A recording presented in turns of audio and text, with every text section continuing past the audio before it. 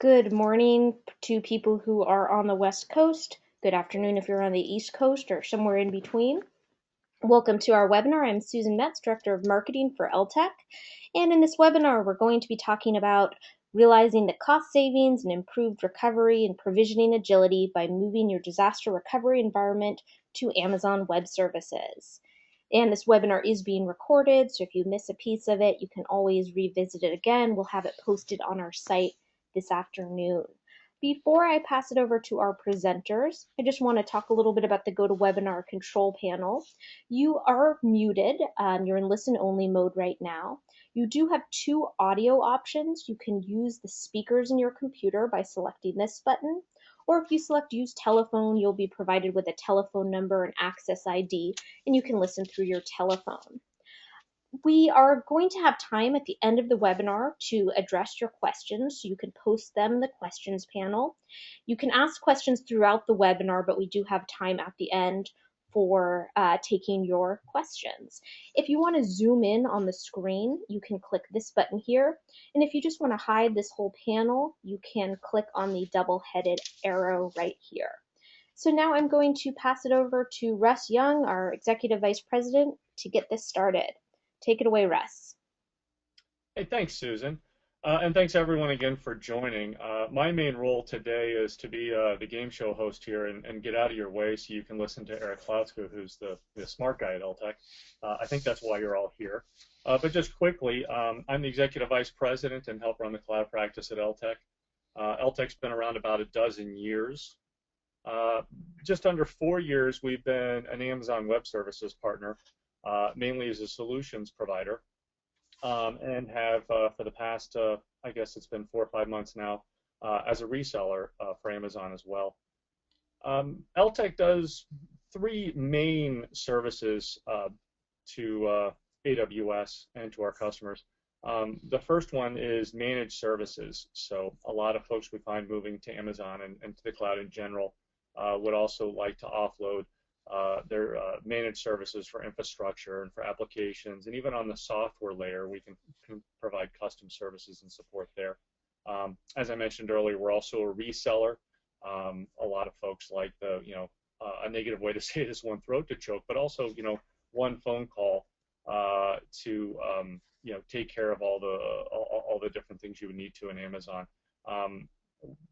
One thing we've been realizing the last, probably 6 months or so is there's even a lot of companies that are already doing a lot of stuff on Amazon, and maybe have a lot of folks even doing individual purchases on Visa cards. So we've been doing a lot of engineering to help folks, make plans around that, and make sure you don't, build the house and then realize you want a basement later, as well as saving a lot of money combining those accounts and doing reserves and such. The third piece is professional services, and that's one of the things we want to talk about here today. We do forklifting of infrastructure and applications and software into the cloud. We do build of greenfield applications, and we've been doing a lot of DRE, disaster recovery, as well as some cool things in test and dev to allow people to put their foot into the cloud pool. And see if I'm meeting my time frame. Now let's see if I can get out of the way. Eric, if you're on, Eric is our Vice President of Technology. And let me go ahead and turn it over to Eric so we can get into the meat of the presentation. Good afternoon, everyone. Thank you for taking time out of your schedule to join the webinar today. We are going to do our best here to shuttle through quite a bit of content and find a good mix between taking a deep enough dive so that you understand some of the benefits, both technically and financially, of AWS from a disaster recovery perspective. In the webinar chat, if we're not striking that mix well, and you'd like to have a little bit more deeper technical dive, please chat that to the webinar panel, and vice versa if you'd like us to come up a level or two, and we can customize this on the fly. Certainly, if we are not answering any direct questions that you have because we run out of time, we're happy to meet with you offline and get any of those questions answered. At this point, you should be able to see my screen. No PowerPoint presentations today. We're gonna do this via virtual whiteboard. So I hope that presentation style suits you, and I think you'll find it to be interactive and informative. So welcome to the webinar. We're going to be talking about disaster recovery in the cloud, and the first thing that we're going to define are two terms: recovery time objective and recovery point objectives. And the reason why we're going to start here is because every organization has a recipe for these ingredients, and what is the tolerance for time and data loss when it comes to a recovery from a disaster of any kind. And a disaster doesn't have to be on wide scale, such as the East Coast experiencing Hurricane Sandy this past year, but instead it could be as simple as a power outage, or even human error, a technician deleting a database that they did not intend to, or something of that nature. So starting off here and understanding what your organization's recovery time objective and recovery point objective is will help us prescribe to your organization what is the most appropriate disaster recovery solution in AWS for your organization given your time and risk tolerances. Okay, so recovery time objective basically states how much time is appropriate for your organization, both from a business line perspective and a technology perspective.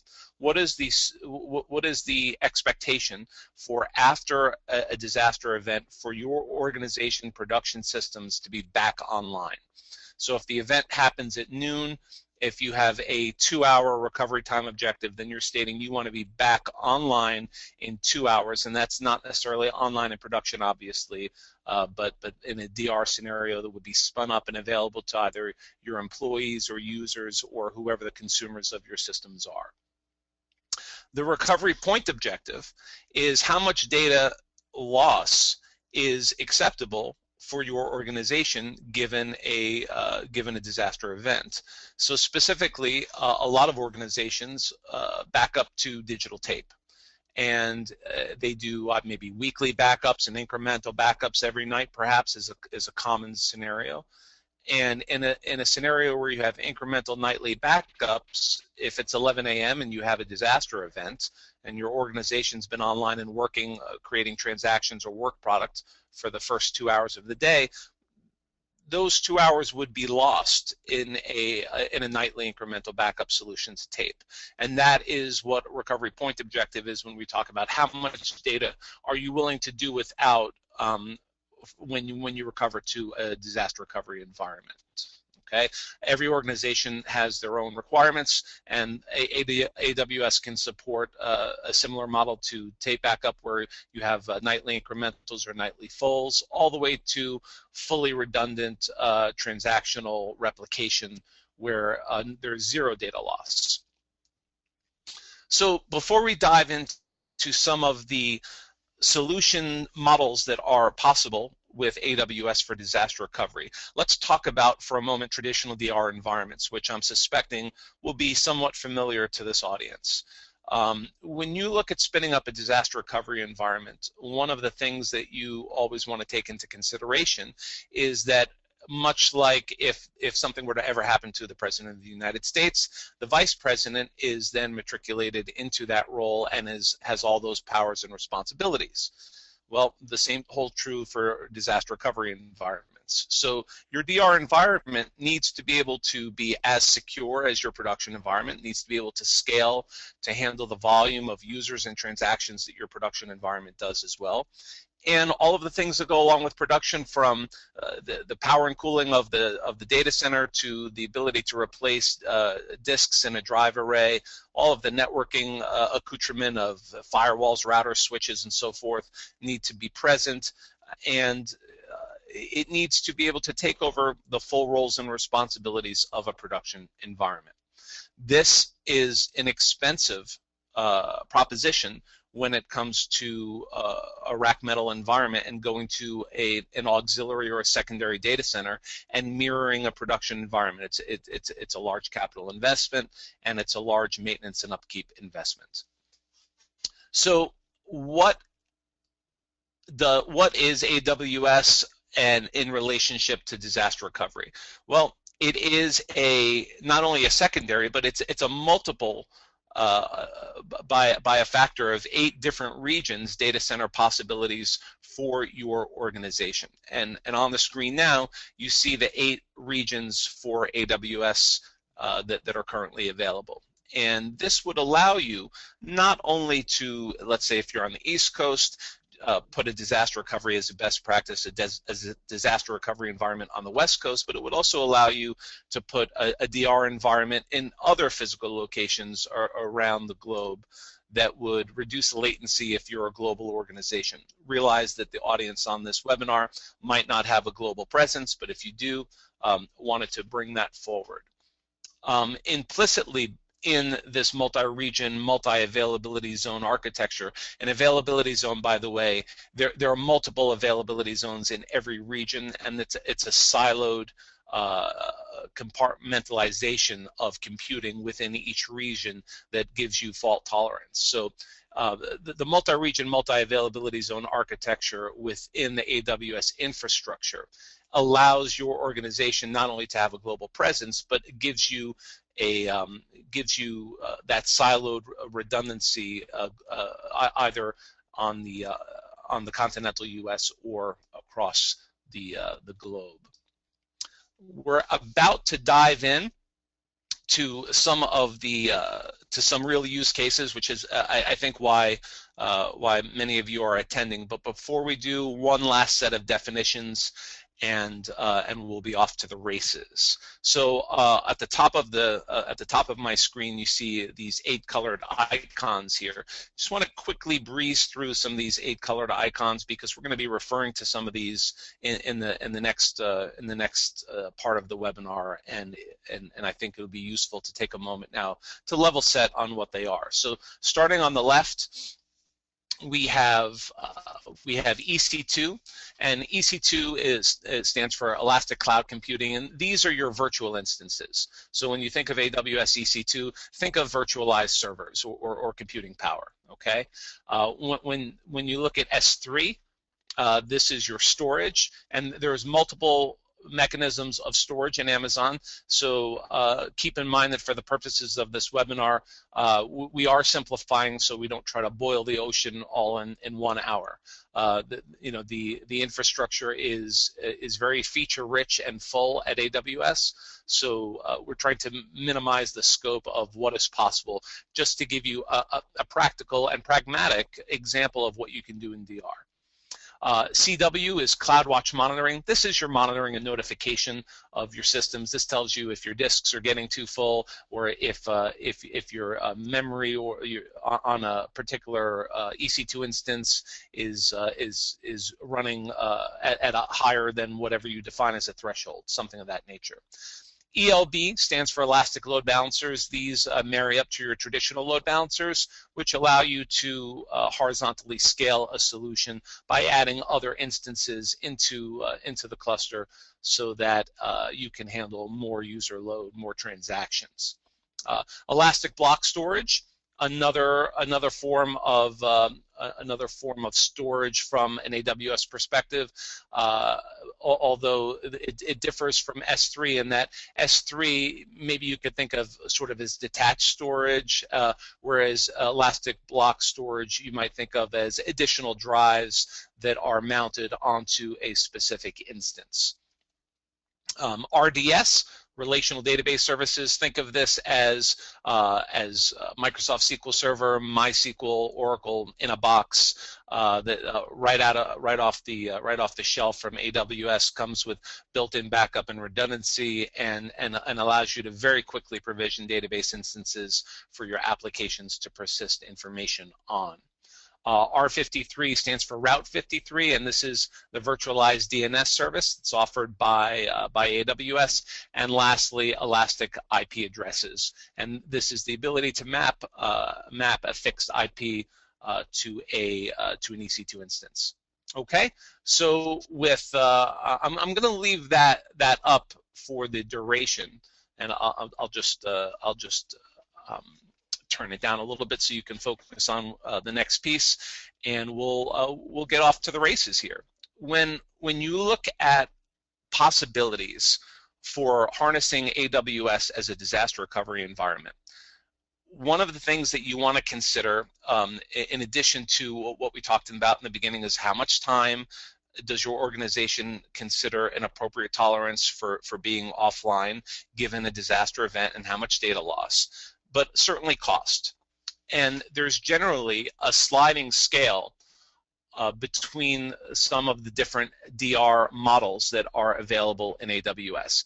And that sliding scale basically starts with basic low-cost solutions, and as the price of the solution increases and the complexity of the solution increases, things like your data persistence and the amount of time you'll be offline, okay, decrease as well. So when you look at the different models, keep in mind that they're going to be gradually getting a little bit more expensive, but still, even in their most robust and verbose modes, still much less expensive than a rack metal infrastructure. Let's go ahead and define some of these models that I've been speaking about.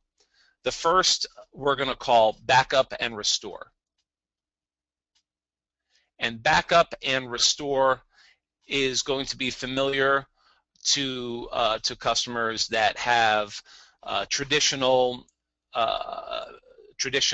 tape backup solutions, where they take their data or their file systems, and every night they back them up to tape, and then they ship them off as per best practice to an off-site location for storage. Of course, implicit in that is, given a disaster event, you would need to restore from tape to a new environment, and if that is not on premise, then of course you physically would have to move those tapes to a different environment. Okay, we're going to take a high-level 10,000-mile high view of some of these different modalities, and then we're going to come back and talk about them a little bit more in detail. So the second disaster recovery mode that we're going to talk about with AWS today, we're going to call the pilot light solution. And this is the concept of leaving only enough infrastructure running on AWS's DR environment so that your data synchronizes, and everything else will be shut down until you need it. So one thing that I want to pause and take note here of is, in AWS, this is computing as a utility. This is like your light switch at home. When you flip the light switch on, your meter spins faster, you spend more money. When you flip the light switch off, the meter slows down because you're using less electricity, and you're only paying for the electricity that you use. Similarly, in AWS, if your EC2 instances are turned off, then you're not going to be charged for that, because you're charged by computing hour. So with a pilot light solution, enough computing on in your DR environment so that you can replicate your data, but the ability to serve applications and accept transactions and user logins and things of that nature is turned off unless there's a DR event to reduce your cost. The third model we're going to call a warm standby. And warm standby is similar to a pilot light solution from the standpoint that your data is replicating real time. However, unlike the pilot solution, you're going to be adding infrastructure, EC2 instances, for example, that are on all of the time. And because they're on all of the time, you're incurring some additional cost, but your speed to being able to serve requests both by users and transactions and applications significantly increases, because these instances are already up and running, and it's a matter of rerouting requests to your DR environment only, not spinning up your DR environment.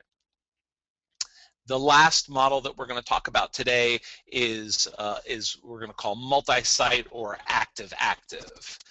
And in multi-site, or active, it is, I'm just going to, here we go. Multi-site active is essentially very similar to warm standby in that your infrastructure is up and running, except that you're routing traffic in a multi-site solution to your DR solution in addition to your current production solution. So you're effectively allowing your DR environment to carry some of the yoke of the strain that's put on production systems on a regular basis. And there are some specific reasons in addition to time of recovery why that is attractive to some organizations. Okay.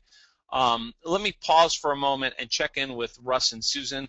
Are we receiving any comments on the webinar thread with respect to speed and depth? Well, I'm sure you won't be surprised that the feedback of question that we get here is we got a lot of technology people on this call, who are probably right with you and saying, please hurry up, bring me more. The business folks are starting to go, well, what, can you give me some idea on cost savings here? And I know that's an unfair question. I'm sure most people on the call realize that as well. Until we know what your actual DR environment is and what we're going to build, it's impossible to know that. But we've done enough customers here. So the folks going with the more complex, more expensive, 3 warm standby or 4 multi-site, do we see 10% savings, 20% savings over traditional rack metal? Sure. Yeah, and Russ, I think your point is a good one, that it would be hard to do a cost comparator directly because every data center has different costs. But let me give, before we go any deeper, let me give some semblance of cost here. And I'm going to need to architect very quickly here a fictitious environment. And that fictitious environment, let's say, is going to be a MySQL database and let's say a Tomcat application server that's serving web pages. And let's say, for example, that in addition to that, we're going to have 150 gigabytes of storage in S3. Okay, so and keep in mind S3 up here is your storage buckets for persisting, one of the means of persisting data. So if we were to look at this, and this type of a solution is very typical for MySQL, Java, Tomcat, for you to be able to host a web application that persists data. But these parts are interchangeable. This is only a fictitious example. If you were to look at a pilot light solution, where you're probably at most going to look at 15% utilization, versus over here we're going to look at something more like 100% utilization. Remember, pilot light solutions we're only leaving enough of the solution on to replicate data. Your estimated monthly cost for this solution right here would be about $65. Okay, and I've taken some liberties to estimate general. This is a medium-size instance with some rough estimation of the amount of data transit between the solution and its users. But generally speaking, let's say about $65. 100% of the time, for 100% utilization, you'd be looking in the neighborhood of about $275 per month. Okay. Now, these are, again, some rough numbers taking into account assumptions. The architecture here, the same MySQL Tomcat instance, 150 gigabytes on S3, 100% utilization, $275 a month, $65 a month for 15% utilization. So if you're looking at a rack metal data center and you're looking at purchasing a 1 or a 3-year contract for rack metal infrastructure, or if you're in a colo environment where you're purchasing the hardware as a capital expense and then getting ping pipe and power from a colo scenario, you're looking at numbers not only that are significantly higher than this, but you're looking at a capital investment upfront. Whereas here, you're able to invest only in the solution that is appropriate for your business need today, and you can very quickly provision tomorrow to match an increase in business or technology needs. Russ, do you want to decorate that, or do you want to help drive the question any more specifically than that, or should we move on? No, thanks, Eric. I think that's great. That's enough to keep the business people that are, I think we see signed up for this, entertained, and hopefully that sort of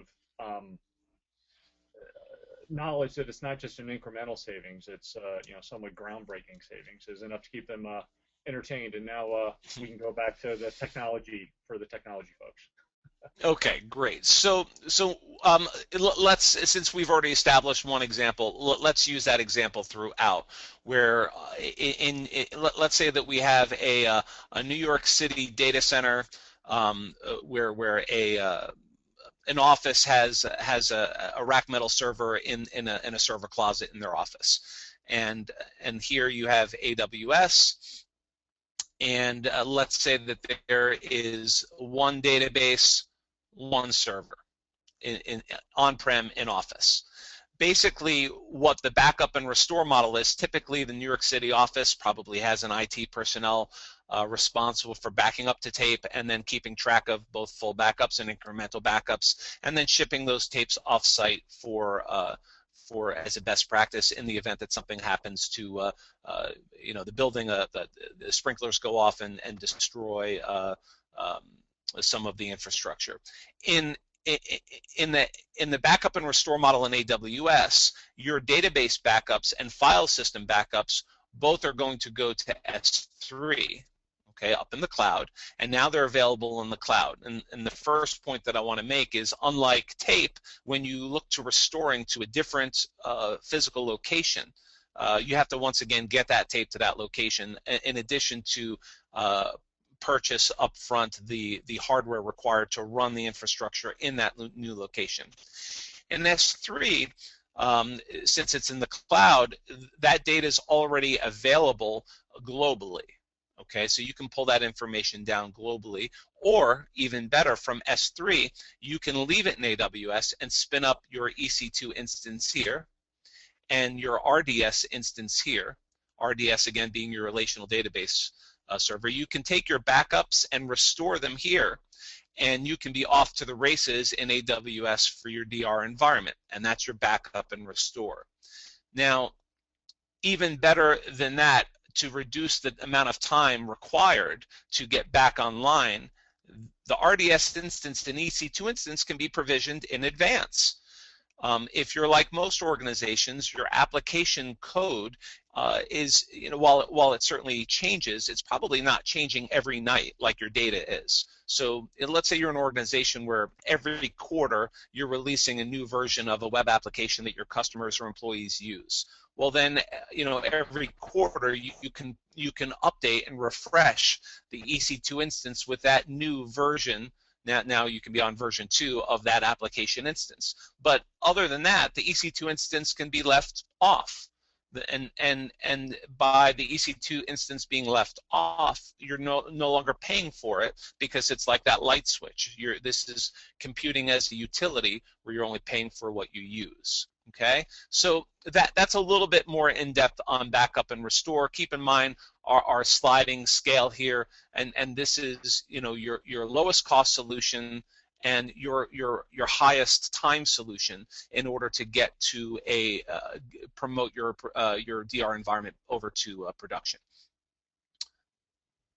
The next we're going to talk about is the Pilot Light solution. We're going to keep this example rolling, okay? So you have your New York City and AWS, and your line down the middle here, just as we were talking about before. You have your MySQL database, and you have your application server, okay? Here, the differences are that your RDS instance on AWS, you're going to leave that running all the time now, and you're going to replicate your data to RDS. So in doing so, your data does, in the event of a DR outage, you are not going to have to take from backup, like in backup and restore, where you have to take that backup and push it to RDS. You're not going to have to do that in a pilot light scenario because replication's happening real time. So that's an increase in your recovery time that you're going to be able to get to your serve production requests faster, because that's one less step that you'll have to accomplish. But more importantly, in my opinion, is the data loss. Because the implication with a backup and restore is that backup happens, maybe every night at 1 a.m. Okay, so anything between 1 a.m. on Monday and 1 a.m. on Tuesday, if that's when the disaster event occurs, you're going to lose anything in between those two incremental backups. Whereas with replication, once you get to a point where a disaster event occurs and knocks New York City database offline, RDS is okay. RDS has all the data up until the point where the instance went offline, and now you can pick up where you left off by turning on your other EC2 instances. And here we kind of simplified in this example, one EC2 instance. It can be one, but it could be three, right? You could take these three and put a load balancer in front of it and have all requests coming into the load balancer, and then the load balancer will disperse those requests across multiple EC2 instances. And this is, even though we're giving you a very simple example, I don't want you to feel like this doesn't scale to the largest of use cases, because it does. And in the case of the pilot light solution, these instances would be turned off under normal business operations. So again, computing is a utility, you're not paying for them, and only RDS is left on for data synchronization. Okay? We're going to make a little bit of room because I was never good at coloring inside the lines, said my kindergarten teacher, Mrs. Thayer. And now we're going to come over to warm standby, and we're going to keep the example going here, right? We've got New York City, we've got AWS, and we've got, yeah. Hey, sorry for interjecting. We're getting some more customers coming in. Some of them, this one's more technical. Wanting to know, can customers use a gateway or API to move data to S3 from on-premise, and which is easier? Yeah, well, there are multiple ways to access data out of S3, and there's a multitude of client tools that are widely available to access data from S3, in addition to APIs. So more technical organizations that are looking to put some automated workflows around backing up to S3 and retrieving data from S3, you can certainly write programs and scripts around that. Less technical organizations that are looking to have some sort of like a graphical user interface to be able to move things to S3 and retrieve things from S3, that's certainly possible as well. Thanks, Eric. And trust me, everyone that's listening in, you're happy to have Eric drawing and not me. Thanks. Thanks. Okay, so warm standby is a little bit different yet, okay, because this has your RDS instance replication, which we talked about before. Remember, RDS replication means that in the event that a disaster occurs and knocks your database offline, RDS is up to date. But in this example, it's a little bit different because your EC2 instances are online. Now, in this case, however, traffic is only flowing, production traffic is only flowing to your New York City data center, okay? And it is not flowing to AWS. So all production requests, either from users, web services, APIs, or and any request coming into your applications or your data is going to go to your primary production environment unless there is a DR event. And in the case of a DR event, you will reroute your traffic to AWS, and you will remove any routing of traffic to your primary production environment until it is back online and verified. And once it's back online and verified, you will basically toggle and reverse that action and bring traffic back to production. Okay, so in this scenario, because these EC2 instances right here are left online all the time, I think you're seeing that the amount of time required to accomplish a warm standby return to service gets much shorter. Going back to tape backup and restore, you're having to turn on this infrastructure. You're having to bring down data from S3 into your infrastructure and then get it ready to go. So that takes a little bit more time, but is a much lower cost solution. And that's why in the beginning we kind of defined this sliding scale here as the features increase and the amount of time required to get back online decreases, the cost goes up somewhat. But if you remember, we talked about a factor of pricing here of 15% utilization and 100% utilization. Remember, back here we're still looking at for a single EC2 instance of medium size and a single RDS instance of medium size and about 150 gigabytes of data in the database in S3, you're looking at about $64, $65 per month. And out here, you're looking at something in the range of $275. I want to be clear, and I think this is assumed, but we're obviously not drawing out quotes here in the webinar with our virtual whiteboard. We're trying to give you a rough order of magnitude of pricing. Every solution has its own intricacies, and one of the things that LTech does very well is we can sit with our customers and get to understand what exactly your business requirements are, what are your architectural requirements, and more so, how does your company wish to innovate? Because what we're describing right here, these are innovation roadblocks. If your IT department is spending their time figuring out how to get their tape back up, verified, and stored off-site, that is time that they are not spending innovating and bringing new solutions to your users, to your customers, and allow you to maintain a competitive element with other people in your industry space. So back to finishing off warm standby here, because these EC2 instances are online and sitting basically in that warm standby mode, you've left the car warmed up and running. It's just a matter of getting into that vehicle and driving off at that point. So the last modality that we're going to talk about is the multi-site or active-active environment. And I think by active-active, you can probably surmise where we're going here. So you've got New York City, and you've got AWS, and you've got your database, and you've got your application server. So much like your production system, your primary production system, you're gonna have data replicating to RDS, but now you're also going to have data replicating back to production. Why? Because traffic is going to be allowed to flow simultaneously from different user requests into each of these two solutions. What this will do is this allows the investment that you're making in your DR environment to carry some of the weight of the request and transaction load that is being put onto production.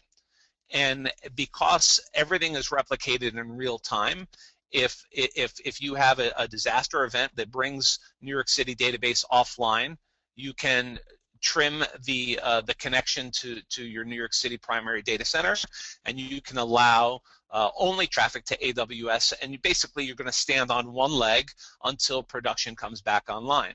When production comes back online, then you will resynchronize your data and be back in a fully production two-legged environment.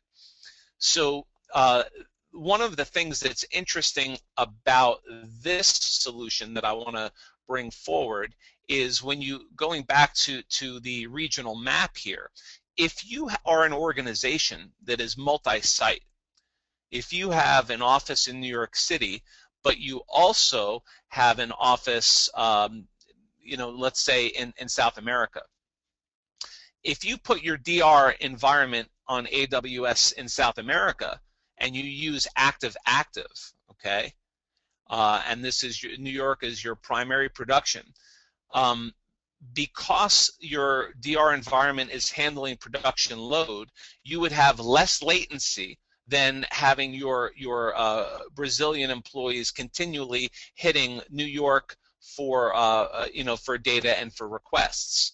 Here, you can have Brazil contact the Brazil DR environment, which is running an active-active. New York will contact New York, and in the event that New York goes down, your primary data center goes down, you can have New York access your DR environment there.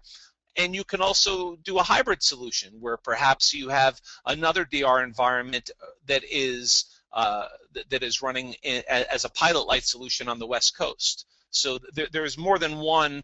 I think what I'd like you to take away from that little sidebar is that there's more than one way to approach this. And just because we've defined some of these modalities as individually doesn't mean that you can't combine them for your organization, depending on its size and needs and your where your user base is. Maybe it's appropriate to have multi-site active-active to support some remote users in another area of the globe. But also, as we mentioned, have a pilot solution that leaves the pilot light on the West Coast, and that gets turned on in addition to your South American DR environment in the event of a disaster event. Okay, so let me pause. I can't see if your heads are nodding or if your eyes are rolling back in your head. Hopefully it is not the latter.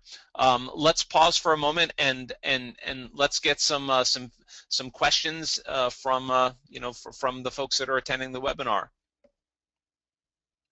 Sure. Hey, we do have a couple other questions, Eric. I don't know where you are time-wise. If you have more to cover, these can wait and be answered offline. But a couple of them are interesting. One is, in addition to backing up my data, can I archive data for longer-term storage? So I have to use an Iron Mountain type of solution for that type of functionality? Sure.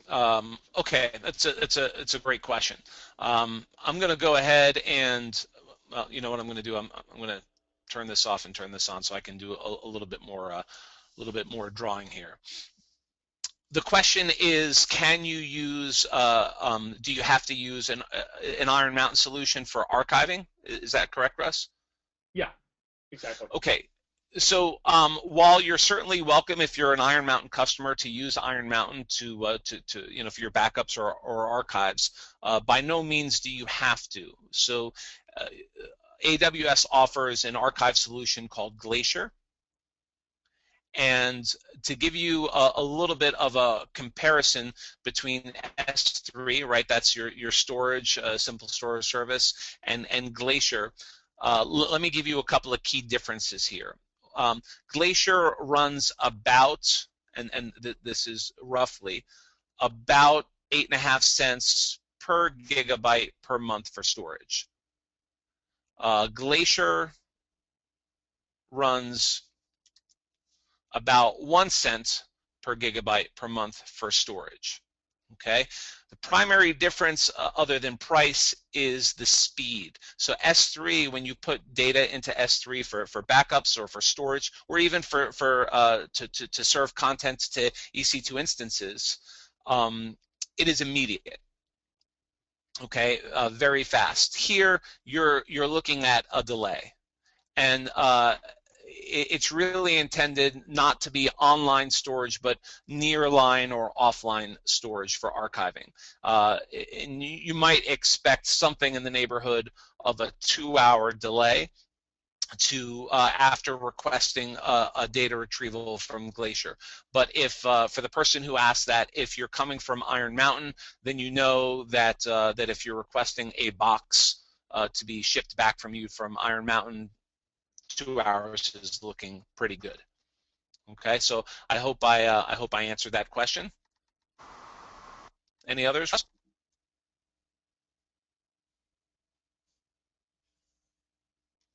Sorry, I was Russ? on mute. Sorry about that. Yeah, we have several more. So, by the way, those of you who don't get your questions answered, we'll have AWS at ltech.com where you can submit your questions, and we'll get to those after the webinar as well. A couple more I wanted to ask. One is our organization requires periodic turn-up of DR for 48 hours 2 times a year.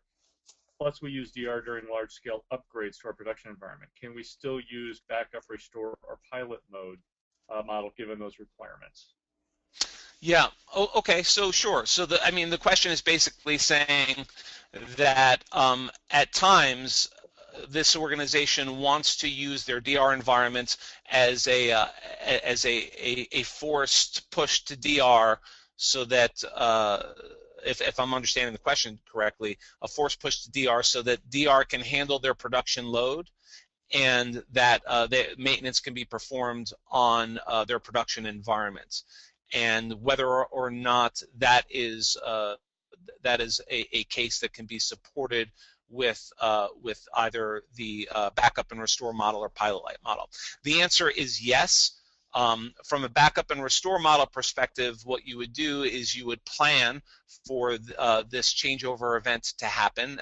You call it like a maintenance window, and you would turn up your DR environment, configure it to receive production requests, and then at that point you can take your production system offline and be able to perform any said maintenance on that. Then on the change back over to production, you would simply need to take a backup of any data that was accomplished in the DR environment. So these are new transactions, new files, new changes to data, and synchronize them back via backup and restore to your primary production environment prior to bringing it back online. And that would be similar for, it really is an exact mirror of a tape backup solution. The only difference being that you're not dealing with rotating out tapes, you're not dealing with the expense of tapes, you're not dealing with the time that it takes to read and write from tape, and not dealing with the time, effort, and maintenance in managing those tapes, tape storage offline. So interestingly enough, we have one of our LTechers used to be an Iron Mountain employee. Russ is I believe he had some metrics about tape backup when we were talking about DR and AWS. Do you recall? Well, yeah, he had some interesting metrics, not just about pricing, which was somewhat earth-shattering in the differences, but the real telling piece for me was that pieces that were stored more than 5 years had something like a 30 or 40% failure rate. So that there was this scariness of what if you need it and it doesn't work. Right. Right.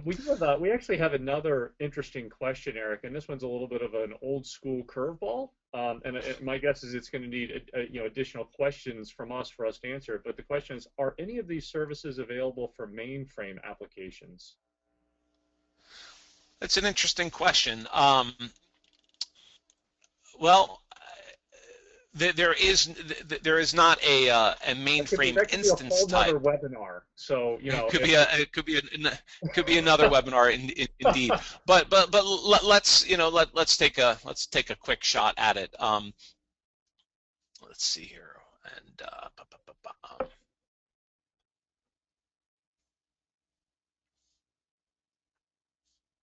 see if I can get back into my drawing mode here. Well, let's try to field the question.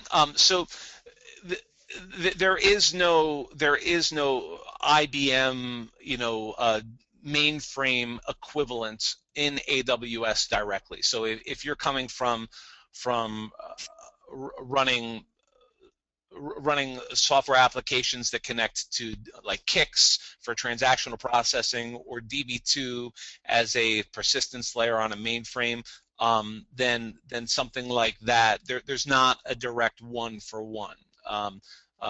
Fortunately, I used to do quite a bit of software development and infrastructure consulting for some large international banks, and many of them were running a hybrid of Unix and Linux servers alongside mainframe infrastructure.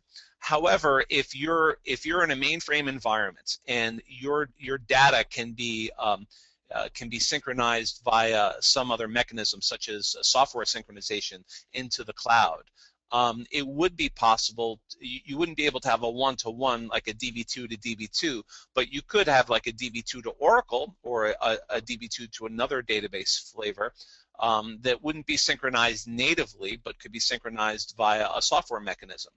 And that would allow for, at a high level, that would allow for this type of replication and use of DR. So for whoever asked that question, forgive me if I'm staying 10,000 miles high on the response, but generally speaking, there would be ways to service those types of requests, and you should certainly reach out to us after the webinar so we can discuss it in more detail offline. Great, thanks, Eric. Just to be respectful of time, Susan, I see we're at 1:54, so we got about 6 minutes left here before we have to let these people get back to their day. Anything else we needed to hit before we sign off here? Or take any more questions? Yeah, Russ, I'm just going to show my screen again. Want to just tell people about some of the Amazon Web Services programs we have. So just a moment while I show you my screen.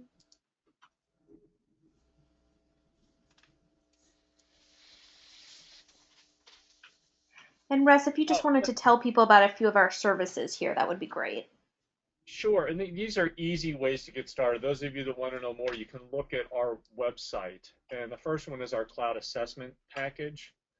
There's also a disaster recovery quick start package, and those links go directly to our website where you can look at the packages we offer there. As we mentioned earlier, that AWS at ltech.com, a lot of you might not fit into those packages and want to have a more detailed discussion about what we could do specifically for your company. So please reach out to AWS at ltech.com and we'll get right back with you.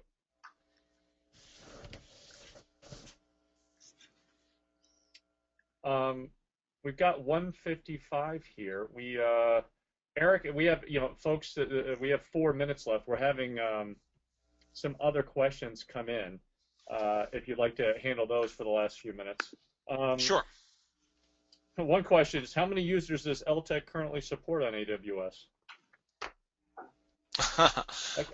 Well, I can actually take a shot. I think that what might be interesting to customers is that we have some very small scale and large scale customers. One of our customers started with a disaster recovery environment and then ended up putting their entire production environment into AWS, and it now supports over 500,000 users. That's a pretty large one. Anything else you would add to that, Eric? No, I think the it's an interesting question, and if the question is stemmed from is my business too small or too large for AWS, I'd like to just take a moment and talk about the elasticity properties of AWS and why it's appropriate for a small business environment all the way up through large transactional enterprise class applications and solutions. Not only is the amount of storage certainly extensible to meet the demands and requirements of large many hundreds of thousands of user types of applications, but in addition to that, there's really a sliding scale of the type of instances or virtual computing instances that are available and can be appropriately matched to your solution. But the other great thing about it, I mean, obviously, the more simply stated, the more CPU depth and memory depth that an instance requires, the more per hour you're going to be asked to pay for that. But for an organization that is, let's take like the classic startup. The classic startup doesn't need to plan for that today from the standpoint of going out and taking, you know, their precious startup funds. And I think any IT budget in today's day and age is precious and needs to be used, you know, wisely. And invest that under, to build in enough headroom to allow their solution to scale. And when they do that, I think the average utilization of these types of data center assets is like less than 30% utilization. Another way to say that is that 70% of that physical infrastructure that's provisioned to have enough headroom goes unutilized, and that's well, sort of a travesty. It's a travesty from the perspective of not only cost, but in that 70% of that computing power can be used to allow a company to innovate. And that is really what LTech enjoys when we work with our customers, is not only, you know, the look on their face when we can demonstrate to them the cost savings that we can show them by using some of the tools and modalities that AWS offers, but now the time as well, and the additional budget that's recovered as well, that allows organizations from startup all the way through to enterprise class to innovate and to focus, to get back to the business that they got into in the first place, which was probably not managing DLT backup rotation schedules. Hey, Eric, I don't think that 70% unutilized is bad at all if you happen to be the people making money selling rack metal. Nice work if you can get it. I might want to think about it. But, so we're at 2 o'clock, and we certainly want to be respectful. I see some people needing to leave already. We had another question that just came in about the sliding scale per gigabyte for the pilot solution, and I'm sorry I didn't get to that. We'll answer that offline. But thanks, everyone. Please do look at our cloud assessment package and our disaster recovery quick start, or be in touch with us at AWS@ltech.com. Thanks very much. Thanks, everyone.